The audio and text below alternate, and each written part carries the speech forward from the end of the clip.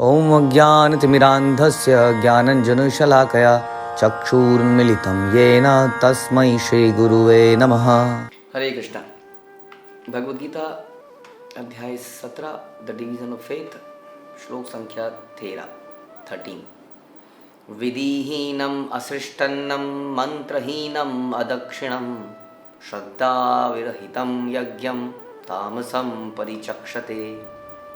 जो यज्ञ शास्त्र के निर्देशों की अवहेलना करके, प्रसाद वितरण किए बिना, वैदिक मंत्रों का उच्चारण किए बिना, पुरोहितों को दक्षिणा दिए बिना तथा श्रद्धा के बिना संपन्न किया जाता है, वह तामसी माना जाता है। तो तामसी यज्ञ की बहुत बड़ी कैटेगरी बना दी। हमने पिछले कक्षा में डिस्कस किया था कि वास्तव में जो शुद्ध नहीं है वो यज्ञ है ही नहीं, लेकिन भगवान फिर भी एक वर्ड मीनिंग के हिसाब से डिस्कशन कर रहे हैं कि यज्ञ भी, क्योंकि हर चीज़ 3 प्रकार की हो सकती है, तो यज्ञ भी 3 प्रकार का है। तो 3 प्रकार से आप समझिए कि यज्ञ तो एक ही है, शुद्धतम सात्विक की बात कीजिए, बाकी तो अशुद्ध है।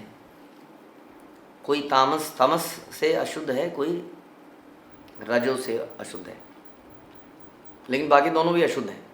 तो यज्ञ तो एक ही हुआ, इसका मतलब जो सात्विक था। अब बता रहे हैं तामसी क्या है, और ये डेफिनेशन बड़ी इंपॉर्टेंट है। ये हमें कुछ और इनपुट देती है जो कि बड़ी प्रैक्टिकल लेवल पे भगवान बता रहे हैं कि प्रैक्टिकल लेवल पे कैसे समझें कि तामसी क्या है। तो भगवान बता रहे हैं कि जो यज्ञ शास्त्र के निर्देश की अवहेलना करके किया गया। आजकल ऐसे बहुत सारी पूजा की विधियां निकाली जा रही हैं जो शास्त्र के अनुसार नहीं है। बहुत सारे ऐसे रिवाज चल चुके हैं जिसमें हमने सुना था पीछे कि ऐसी तपस्या जो कि शरीर को कष्ट देती है, आत्मा को कष्ट हो रहा है, लेकिन वो शास्त्र के अनुसार नहीं है, वो आसुरी है। जैसे रावण ने तपस्या करी, हिरण्यकशिपु ने तपस्या करी, भयंकर तपस्या करी इन लोगों ने, लेकिन इनकी तपस्या सात्विक तपस्या नहीं कही जाती है, राइट। उसी तरह से आज की डेट में भी प्रभुपाद लिखते भी हैं कि कई सारे पॉलिटिकल लीडर हैं जो आम्र अनशन करते हैं, यानी कि भूखे रहते हैं जब तक मर ना जाएं या मांगे पूरी नहीं हो जाएं, भूख हड़ताल करेंगे। या कई बार हम अपने पतियों के लिए, बच्चों के लिए, शरीर को कष्ट देने के लिए इतने भयंकर भूखा प्यासा रहते हैं। ये विधियां शास्त्रों में नहीं बताई गई हैं, ये तो रीति रिवाज हैं जो चलते जा रहे हैं और एक फैशन बन चुका है। शास्त्र के निर्देशों की अवहेलना करके एक जगह और हम सुनते हैं, यह शास्त्र विधि उत्सर्ज्य वर्तते काम कारता। ये हमने सुना। क्या होता है उसके साथ? उसको सिद्धि नहीं मिलती, शांति नहीं मिलती, उसकी कोई गति नहीं होती। तो शास्त्र की विधियों को, शास्त्र के कथन को, वैष्णव के कथन को नेग्लेक्ट कर देना तो सबसे बड़ी समस्या है। अगर हम अपने जीवन में कोई कष्ट बुलाना चाहते हैं तो ये करें कि शास्त्रों को इग्नोर कर दें, जो कि आजकल हो रहा है, क्योंकि शास्त्र की नॉलेज ही नहीं है, ना तो नॉलेज प्रोपगेट ही नहीं करी जा रही। इतने सारे धार्मिक संस्था खुल गए हैं, बड़े बड़े मंदिर बन गए हैं, करोड़ों रुपए लगा के लोग वहाँ पे केवल लाइट एंड साउंड शो देखने जाते हैं, या एक हॉलो, एक सुनसान एक हॉल देखने जाते हैं। वहाँ पर कोई नॉलेज का वितरण नहीं किया जा रहा है कि what is the purpose of life, कैसे जिया जाए, कैसे मरा जाए, कैसे इस बंधन से निकला जाए। Nobody is doing propagating the knowledge. हाँ, इसलिए हम कहते हैं कि इस्कॉन के जो मंदिर है वो केवल मंदिर नहीं है, दे आर स्पिरिचुअल हॉस्पिटल्स। वो हमारी डिजीज़ को पहचान रहे हैं, हमारी डिजीज़ को क्योर कर रहे हैं, रेगुलर चेकअप्स कर रहे हैं, मेंटेनेंस कर रहे हैं, सब कुछ हो रहा है वहाँ पर।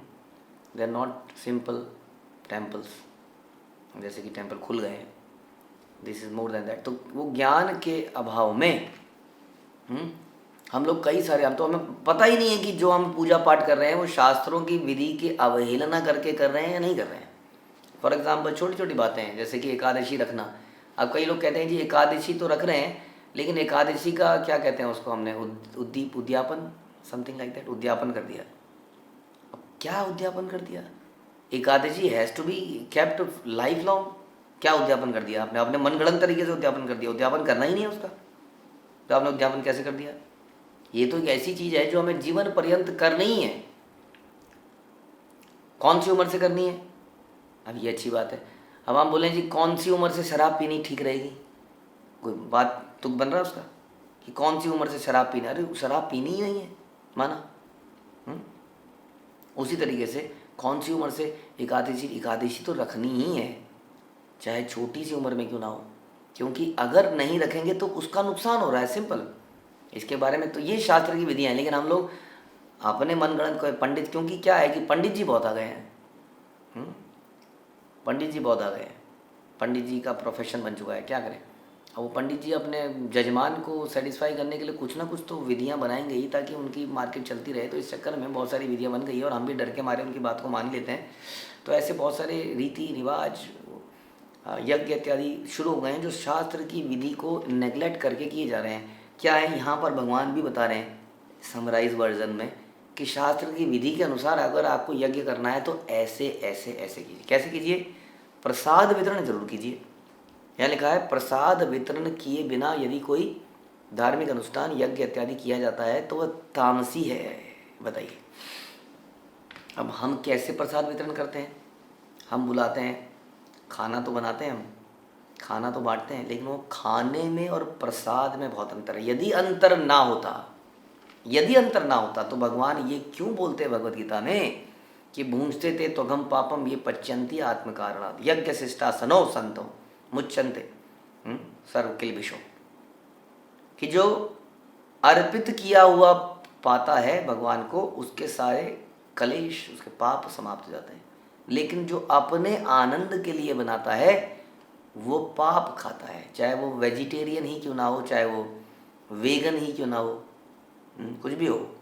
तो यहाँ पर पॉइंट टू नोट इज़ कि it is not a normal खाना जिसको हम बात कर रहे हैं, इट इज़ सैंक्टिफाइड, प्यूरिफाइड आहार जो कि भगवान को अर्पित किया जाता है। साथ ही वो बड़ी शुद्धता से, बड़े भाव से बनाया जाता है। Prasad is not a normal word, it is very simple, very very important. इसकी डिटेल में, इसकी डेप्थ में जाना पड़ा। क्यों? क्योंकि हम जब ऐसे प्रोग्राम करते हैं तो हम अक्सर उसको उतनी शुद्धता से नहीं बना पाते, बल्कि हम तो किसी कैटरर को बोलते हैं जो कहीं से बना के लाता है। वो कौन बना रहा है? वो मल त्याग के बना रहा है, वो 100 दिन पुराने काली धोती और बनियान में जिसमें वो पसीने भी पहुँचे हैं, कई बार नाक भी पहुँची है, कई बार मल त्याग के आया है, साबुन से हाथ धोया है तो उसी बनियान से उसने पहुँचा है। This is the reality. हाँ, उसी से उसने उस खाने को बनाया है जो कि हम ऐसे अनुष्ठानों में बांट रहे हैं। इट इज़ नॉट प्रसाद। तो यहाँ बता रहे प्रसाद वितरण किए बिना यदि हमने कोई अनुष्ठान किया है तो वो तामसी माना जाएगा। हमने तो बड़ी श्रद्धा से किया था, लेकिन अब क्या करें, भगवान गीता में श्लोक में बता रहे हैं कि it has to be offered to Krishna. And कैसे बनाया जाना चाहिए? बड़े ही भाव से बना होना चाहिए, तभी तो माना जाएगा कि वो प्रसाद है। अब ऐसे तो पॉसिबल नहीं है प्रभु जी, कैसे करें? तो फिर मत कीजिए इतना बड़ा झमेला, उतना कीजिए जितना कि आप मैनेज कर पाएँ, लेकिन कम से कम शुद्धता से तो करें, प्रेम से तो करें। आजकल दिखावे के चक्कर में हम लोगों ने बड़ा बड़ा बड़ा बड़ा करना चाहते हैं हम। हाँ, सो देर आर कैटरर्स नाउ जो काट देते हैं। अब कैटरर का भाव क्या है? कैटरर का भाव है हाउ टू अर्न मनी। इसलिए अक्सर हलवाइयों के खाने में मिर्ची डालते हैं ना, वो चटपटा। खाने वाले ने आनंद भी लिया और लगा भी कम, लागत भी कम आई, क्योंकि ज़्यादा खा ही नहीं पाएगा, मिर्च से मरेगा। हाँ, तो उसने खाना इस भाव से बनाया ही नहीं है, उसने बिजनेस पॉइंट ऑफ व्यू से बनाया है। इसलिए जो मंडी में सब्जियां रात को जो थोड़ी गल गई थी वो बल्क में खरीद ली जाती हैं। आप सब जानते ही हैं सारी चीज़ें, होटलों में क्या क्या होता है। और वो एक साथ जब पकती है तो किसी चीज़ का पता नहीं चलता, किसी कीड़े का पता नहीं चलता। वो बिना हड्डियों का कीड़ा उसके अंदर पक चुका होता है। किसके पास समय है काट के देखा जाए, साफ़ किया जाए। वो बल्क में पकता है तो बड़ा स्वाद बन जाता है, उसके बाद कई सारे मसाले डाले जाते हैं। तो एक एक चीज़ को बड़ा ध्यान से सोचिए, क्योंकि ये बताया जा रहा है कि शास्त्र की विधि के अनुसार अवहेलना करके हम चीज़ कर रहे हैं वो वास्तव में तामसी है। हमें लगता है कि हमने बहुत बढ़िया काम कर लिया, बड़ा सुकून, हाँ अच्छा हो गया ना, कैसा हुआ? बढ़िया हो गया जी। सब क्यों बढ़िया हुआ? सब लोग खाने की तारीफ़ कर रहे थे, बढ़िया हो गया। It is not that, it is कि हमारे गुरु, हमारे भगवान इससे प्रसन्न हुए कि नहीं, क्योंकि उन्हीं की प्रसन्नता के लिए तो अनुष्ठान किया था वास्तव में, या लोगों की जीव को संतुष्ट, या उनकी बैली को, पेट को संतुष्ट करने के लिए हमने किया था। तो वी शुड ऑलवेज थिंक, जरूरी नहीं कि आप किसी ऐसे अनुष्ठान, जैसे शादी ले लीजिए, विवाह भी एक यज्ञ ही है। उस विवाह में ऐसा कोई ज़रूरत नहीं है कि आप 25 आइटम बनाए। कितने आइटम बनाएंगे जी? कैसे? शादी में कोई डिमांड है जी? आपकी डिमांड कुछ नहीं है, शादी ज़रा धूमधाम से हो जाए, बारातियों का स्वागत ठिंग ठड़ांग से होना चाहिए। उसमें 30 आइटम बनेगी, नहीं 35 बनेगी जी, 40 बनेगी, थोड़ा सा राजस्थानी फ्लेवर भी डालिए जी, 16 तवा आइटम, 16 ये आइटम, 16 वो items items items. It is like कैसे आइटम और प्रसाद में कितना आता है, इट्स आइटम, कितना घटिया वर्ड है नहीं।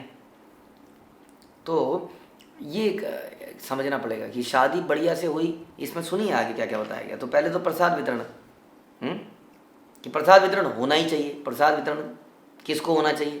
प्रसाद वितरण भक्तों को होना चाहिए और आम लोगों को होना चाहिए, दोनों को होना चाहिए, क्योंकि वैष्णव सेवा और जीवेर दया, ये दो सिद्धांत तो हैं नामे रुचि के अलावा।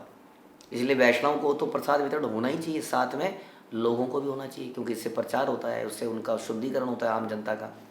तो दोनों के लिए प्रसाद का वितरण, कंजूसी नहीं करनी चाहिए इसमें। चाहे सिंपल चीज़ें बनाइए, लेकिन उसको बंटवाने का कुछ ना कुछ प्रोविज़न होना चाहिए। हमने ऐसा ही प्रोविज़न किया है कि हम डेली प्रसाद का वितरण कर रहे हैं, और कई लोग इसमें आगे आ रहे हैं। अपने जन्मदिन पर, पुण्यतिथियों पर, एनिवर्सरीज़ पर लोग प्रसाद बंटवा रहे हैं और मतलब योगदान कर रहे हैं। डेली कहीं कहीं जाकर प्रसाद बंट रहा है, बल्क में 2-2, 3-3 लोगों को बंट रहा है। तो इसकी व्यवस्था करी जा रही है वैष्णव की कृपा से, तो इसको जरूर करना चाहिए ऐसे अनुष्ठानों में। उसके बाद वैदिक मंत्रों का उच्चारण किए बिना अगर किया जाता है तो तामसी है। अब वैदिक मंत्रों का उच्चारण जो है, कौन करेगा वैदिक मंत्रों का उच्चारण? क्योंकि वैदिक मंत्रों के उच्चारण के बहुत सारे नियम हैं, जानते हैं आप। जैसे हम गायत्री करते रहते हैं, ओम भूर्भुवस्सुवः, जब मन करे जिसका गायत्री करने लगता है। स्कूलों में गायत्री चालू कर दी गई है। अरे गायत्री करने से पहले आपको प्रॉपर आचमन का तरीका बड़ा लंबा चौड़ा है। आचमन करके आसन पे बैठ के प्रॉपर जनेऊ धारण करके उसको प्रॉपर तरीके से उस मंत्र का उच्चारण किया जाता है, उसकी दिशा है, बहुत सारे नियम हैं। लेकिन तो फिर क्या किया जाए, मंत्रों का उच्चारण कैसे किया जाए? इसीलिए भगवान बोलते हैं नाम नामकारी बहुधा निज सर्वशक्ति, कि ये जो मेरा मंत्र है इसमें मैंने अपनी सारी शक्ति डाल दी है, लेकिन इसके स्मरण का कोई नियम काल नहीं है। स्मरणे न काला तत्रादिशा। तो इसके स्मरण का जो है कोई नियम और काल नहीं है। इसका मतलब ये मंत्र ऐसा है कि जिसमें कि नियम लागू नहीं है वैदिक मंत्रों वाले।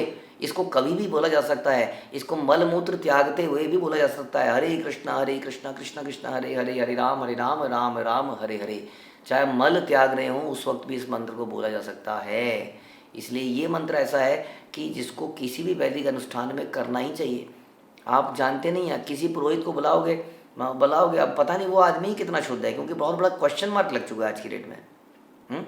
इट इज़ बेटर कि आइए साथ में मिलिए और मंत्र, इस हरे कृष्ण मंत्र का उच्चारण कीजिए, प्रसाद बांटिए, हरे कृष्ण मंत्र का उच्चारण कीजिए, वैदिक अनुष्ठान पूरा।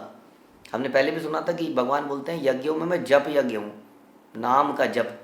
हाँ, इस यज्ञ हम किस लिए कहते हैं? यज्ञ हमने बोला कि यज्ञ वो होता है जो भगवान की संतुष्टि के लिए किया जाए। नाम उच्चारण किसकी संतुष्टि के लिए कर रहा है? भगवान के नामों का उच्चारण किया जा रहा है। This is the best way to glorify the lord Krishna. इसलिए ऐसा कोई आपने घरेलू, आजकल क्या है, कोई फंक्शन चल रहा है उसमें डीजे चल रहा है जी, एक पेन ड्राइव लगा दी है या किसी को बुलाया है, डिन डिन डिन डिन डिन डिन डिन डिन डिन डिन, और जो धूम धा रात भर सो नहीं पाया, पूरी कॉलोनी सो नहीं पाई।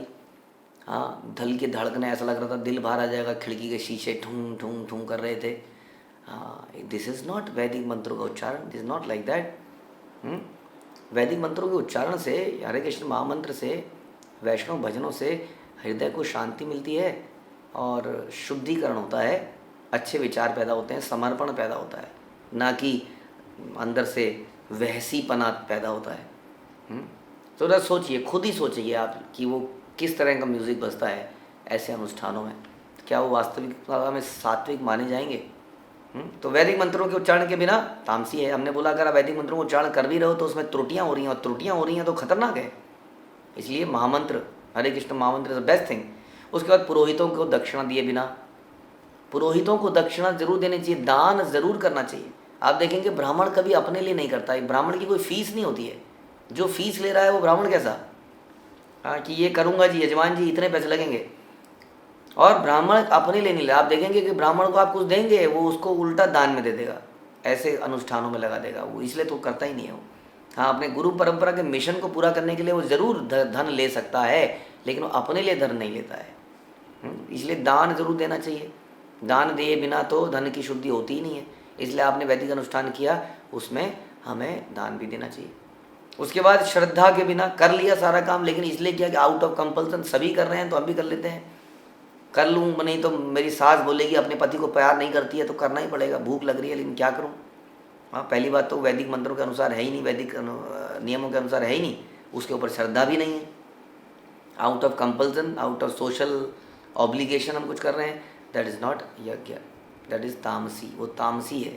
तो ये सब हमें समझना चाहिए कि जो शास्त्रों के निर्देशों के बिना किया गया है, प्रसाद वितरण नहीं हुआ है, वैदिक मंत्रों का उच्चारण हरे कृष्ण महामंत्र नहीं बोला गया है, दक्षिणा दान नहीं दिया गया है, श्रद्धा नहीं है, तो वो वास्तव में तामसी है। क्या फ़ायदा है ऐसे यज्ञ क्या। हाँ, इससे अच्छा लाइफ को सिंपली जिया जाए, अब सिंपली कर सिंपल और शुद्धता से किया जाए, चाहे छोटा किया जाए, यही मैं बता रहे थे आपको। अब इसको देखिए कि विवाह यज्ञ कैसे किए जा रहे हैं, बिल्कुल इसका विपरीत है, बिल्कुल इसका विपरीत है। किसी चीज़ में शुद्धता नहीं है तो कैसे उसके फल अच्छे आएंगे। इसलिए विवाह के बंधन का ये निष्कर्ष निकल रहा है आजकल कि वो सक्सेसफुल नहीं हो रहे हैं, क्योंकि उसमें किसी की प्रसन्नता के लिए नहीं किया, केवल प्रसन्नता का फोकस कहाँ है, फोकस कहाँ है कि कैमरामैन बढ़िया होना चाहिए, शूटिंग बढ़िया होनी चाहिए, प्री वेडिंग शूट्स होने चाहिए, कुछ कुछ सॉन्ग्स की शूटिंग होनी चाहिए। सारा फोकस ही जब यहाँ पे हो जाएगा, it will become like an event management या presentation rather than satisfying the demigods and the god. Purpose ही कुछ और हो जाएगा, तो कैसे उसमें उसका रिजल्ट अच्छा निकलेगा, ये सोचने की बात है। सोचिए जरा आप सब लोग, हम सब लोग अपने आने वाली संतानों के साथ कितना बड़ा अनर्थ कर रहे हैं और उसमें करोड़ों रुपया खर्च कर रहे हैं, लाखों रुपया खर्च कर रहे हैं, उसका रिजल्ट क्या रहा है। तो इस बारे में भगवान यहाँ बहुत खुल कर बताते हैं। हरे कृष्णा। श्रील प्रभुपाद की जय, भगवद गीता की जय।